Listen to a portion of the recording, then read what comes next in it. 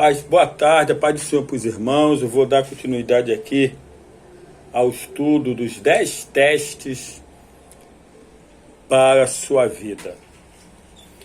O primeiro teste ele está registrado, irmãos, na carta, na epístola, né? São 9 testes que estão na epístola, né, de 1 João. Então, são 9 testes só na epístola de João. Então, na epístola de João, vamos ler aqui em 1 de João, no capítulo de número 1, versículo 5. Vamos ler por gentileza. São testes, porque a carta de João, ele mostra, apresenta um teste para saber quem é cristão e quem não é.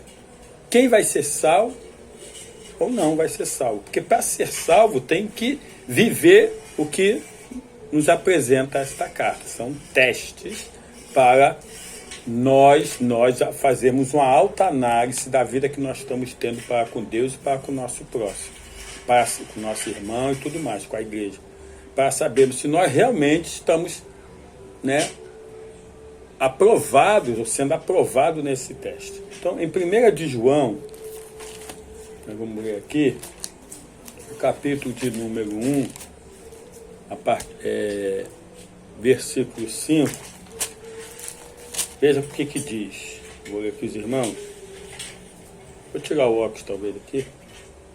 1 de João, capítulo 1, versículo 5, diz assim, meus irmãos. Ora, a mensagem que da parte dele temos ouvido e vos anunciamos é que Deus é luz e não há nele trevas nenhuma. Então, Deus é luz. Se Deus é luz e não há nele nenhuma trevas, nós temos, né, que ser luz, que a Bíblia também fala que nós somos a luz e o sal da terra, assim como Jesus também, essa referência é para Jesus. Nós temos que refletir Deus, refletir Cristo com a nossa vida, com as nossas atitudes, com o nosso testemunho de vida cristã, certo? Então, é o primeiro teste. O segundo teste, meus irmãos, e temos que caminhar na luz, né? Isso a Bíblia fala em Salmo 119, versículo 105, lâmpada para os meus pés e luz para os meus caminhos é a tua palavra.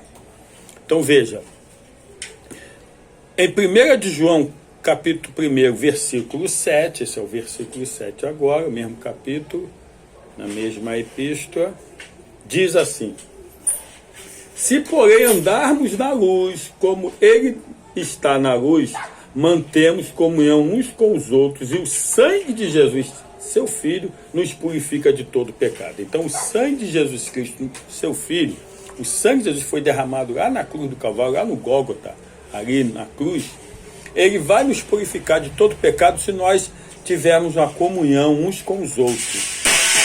A comunhão, sempre digo assim como, né, nós sabemos, ela tem que ser primeiro no horizontal e depois na vertical, ou seja, se nós dissermos que amamos a Deus a quem não vemos, como podemos amar? Se nós não amarmos melhor dizendo, amarmos ao irmão que vemos, como podemos dizer que amamos a Deus a quem não vemos? Eu não pode dizer que ama a Deus se eu não amo meu irmão. Não é verdade? Então, como diz aqui a palavra de Deus, se porém andarmos na luz como ele na luz está, mantemos comunhão uns com os outros, e o sangue de Jesus Cristo, seu Filho, nos purifica de todo pecado. Então, comunhão é viver em harmonia. Viver em harmonia é viver segundo as Escrituras Sagradas. É Cristo quem nos une. Cristo é o Verbo encarnado. É a palavra de Deus quem é a nossa regra de conduta e fé cristã. É quem harmoniza as nossas vidas, o nosso relacionamento. Nós vivemos numa sociedade cristã. Estou falando, né, da igreja. Então, preciso, né, tornar esse ambiente um ambiente saudável, um ambiente propício para a nossa comunhão, para nosso relacionamento, né, uns para com os outros, através das Sagradas Escrituras, do meu modo de vida para com Deus, andar conforme as Escrituras Sagradas mandam. Temos que amar uns aos outros, como Cristo nos amou. Verdade? Então, já o primeiro teste, segundo teste, o terceiro teste é 1 de João, capítulo 1, né? Versículo 8 e 9. Então, continuando, agora o versículo 8 e o 9 que diz: se dissermos que não temos pecado nenhum,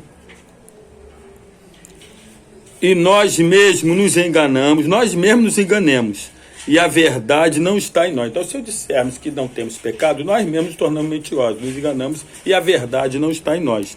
Porém, se confessarmos os nossos pecados, Ele é fiel e justo para nos perdoar de todo pecado e nos purificar de toda a injustiça. Então nós temos, que confessar os nossos pecados. Se nós dissermos que não temos pecado, tornamos-nos mentirosos. E a verdade não está em nós. Mas, porém, se confessarmos os nossos pecados diante de Deus e vivermos, em retidão, então Deus nos purifica de todo pecado e justiça. Ele nos perdoa. Então temos que ser humildes, temos que reconhecer os nossos erros, nossas falhas, saber que não somos pessoas sem pecado, somos pecadores redimidos. Mas pecamos, mas não vivemos em pecado. Viver em pecado é iniquidade. Aquele que vive em pecado é o mundo jaz do maligno. Ele vive no pecado, eles são escravos do pecado. Nós fomos libertos da escravidão do pecado e da morte. Agora nós temos uma opção, nós não estamos mais sujeitos ao pecado, certo? Nós temos a opção de não querer pecar, de não pecar. Porque o Espírito